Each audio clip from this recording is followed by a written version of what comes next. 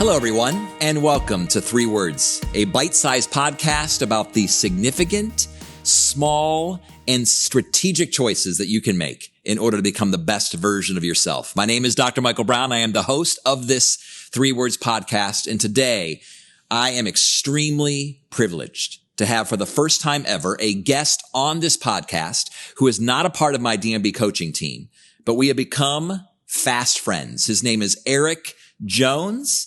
He is the senior relations manager for Rocket Mortgage. And we actually met at the community center as we were just kind of working out.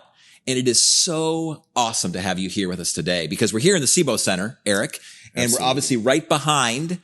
You can see the stadium where you played 20 years ago. Oh man, it's changed. It looks a lot better now. Well, and you still look in tip-top shape. So not so much appreciate it. changed about you in 20 years, but I am so grateful.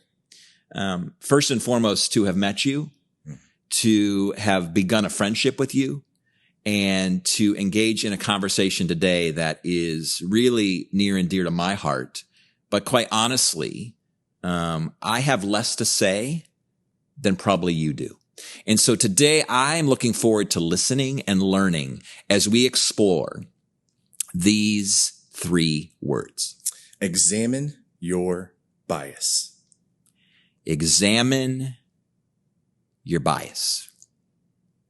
Whoa, hot topic, right? I mean, in this day and age, it's provocative. It's challenging to talk about this idea of bias, implicit bias, overt bias. I mean, we could have this conversation just about what is exactly bias, but we want to talk about what it means to examine your bias. So bias basically is this. It's the tendency to generalize or group together people or principles. Yeah. It's not a bad thing. It's just simply is that we tend to, for all of us, have a subjective view of the world, and we tend to kind of think about the world and interpret the world through our own experiences, events in our lives, friends, family, media, and it's okay. But a bias that's unexamined, it's not productive. It's not even healthy because we tend to think that it's my way or the highway. We tend to think that the way I view the world is ultimate reality, which is not true. So when we talk about examining your bias, I'm just curious for you, and I'd love for you to kind of kick off our conversation just with, as you hear those 3 words, Eric, as you think about those 3 words, what do they mean to you and how do they resonate with you as a Black man? Yeah, absolutely. I think we're in a day and age right now where we have a lot of movements going, right? Black Lives Matter. Yes, all lives matter, but Black Lives Matter. We see in the media, we see in the news that young people of color, period, are being killed. And now you're at a point where athletes, I know we talked about the SIBO Center, right? So athletes are on this platform where they have a chance to talk about things and voice opinions. And for myself, it gives me a bunch of emotions. You know, I'm sad, I'm happy, I'm scared. It puts me in a scenario where you live in this world of just the unknown. Well, that's interesting. I mean, I can see where you'd be sad because obviously you're watching across the nation all that's going on. And as a Black man, just thinking about what does this mean? And I can also imagine you'd be happy when you see obviously great breakthroughs and even, people protesting in a peaceful way and really standing up and saying, this is wrong. But I'm curious, scared? When do you feel, I mean, I'm not afraid of you, and you're feeling afraid. I'm curious about that. Well, it's different. So I'll give you a scenario, right? I walk into a room. I'm a former student athlete. I'm a bigger guy. I'm bald. I have earrings. I have a beard. And some people may be like, wow, his color scares me a little because I don't know enough about it. I'm not educated enough. It makes me feel uncomfortable. Right. And so they don't see you as the 20-year professional. No, they don't see you as someone who graduated with a degree in communications and marketing and is just excelling and succeeding at life. They see you feel like differently. Yeah, absolutely. You know, when a lot of things started to happen, people of color being shot, being abused, and those people that are with them being abused and treated unfair. I'll give you a scenario. Please. I'm driving down the street with my son. I have a 7-year-old son, and we got pulled over. We're going to my girlfriend's daughter's swim meet. I rolled down every window. I turned the music off. I put my hands on the steering wheel, and I kind of tensed up a little bit, and it was unconscious, right? I tensed, and I didn't mean to. And my son was like, "Oh man, it's a police officer! Yay, the lights! We all this." Oh, he thought it was cool. Thought it was cool. Yeah, but for us to have that conversation then was not been the right time. But I wanted to make sure that I felt safe. I wanted the police officer that walked to my car to feel safe and be able to look into the vehicle and see everything that's going on, so that I was trying to think a couple steps ahead, so that he lowered his shield, I lowered mine, and we would talk whatever business needed to be talked at that point. And that's where we're different, because when I get pulled over by a police officer, which doesn't happen often, I try to stay within the speed limit and so forth. I just go, oh, how annoying.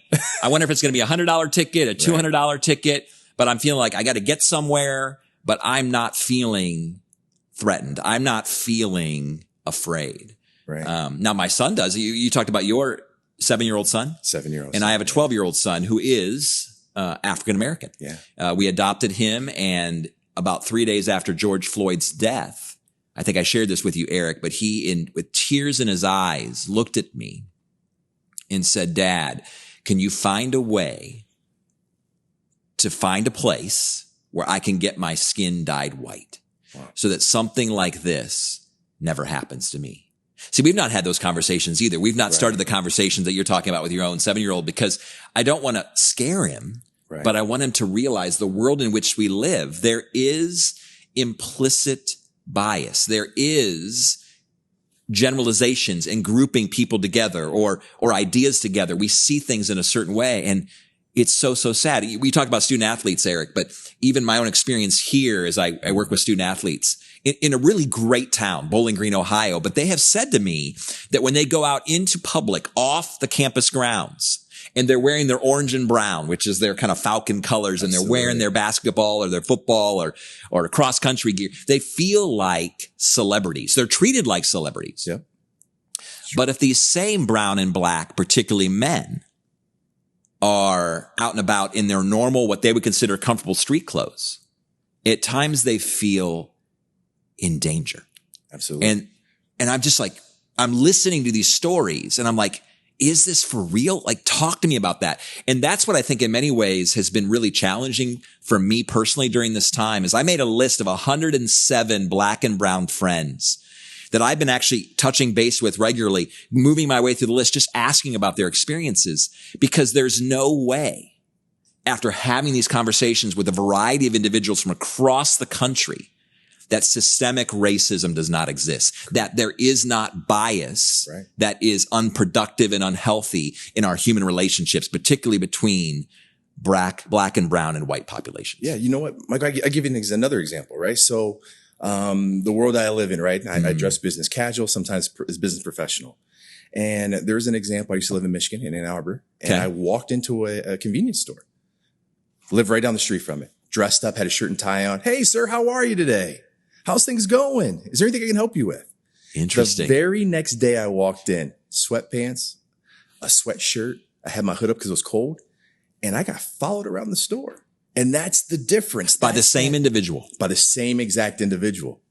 And I said, "Hey, wait, I talked to you yesterday.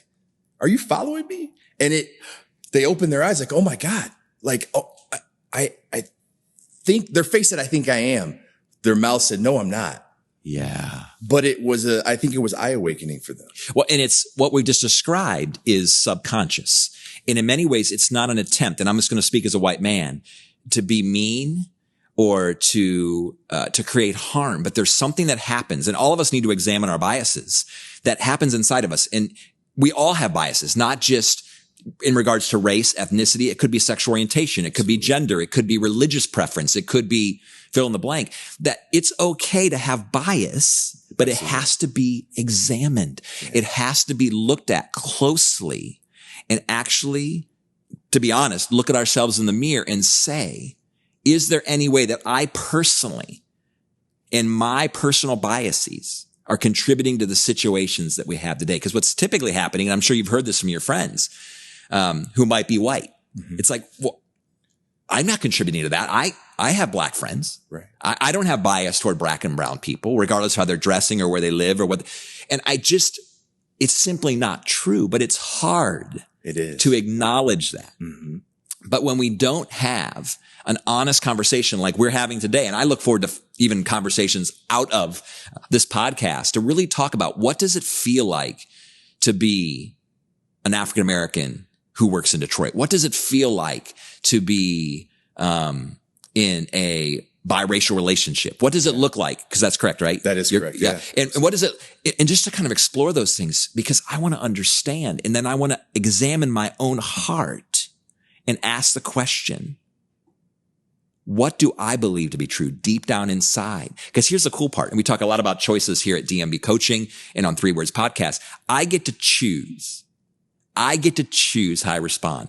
I get to choose whether I ignore it, deflect it, disregard it, make excuses, or if I'm going to enter into it and actually begin to examine.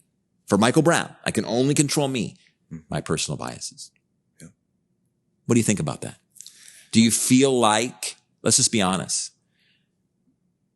as you interact with white friends, as you interact with the white population in general, do you feel like there is an implicit bias toward men and women of color? I think at times.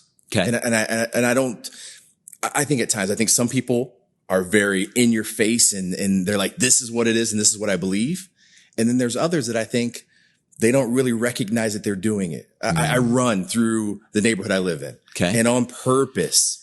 And it's exhausting at times, right? I'm already tired because I'm running. But every time I see a person, regardless of what they look like, if they look like myself, but especially if they don't look like me, I wave, I make eye contact, I smile. There's a lot of police officers that drive through our neighborhoods, right? I want them to know, yes, I live here. I cut the grass at that house right there. So Eric, you think about these things. Absolutely. And they're always in the forefront of your mind. And you use the term exhausted because that's what I'm hearing from a lot of my brown and black friends is it's so tiring to have game on all the time.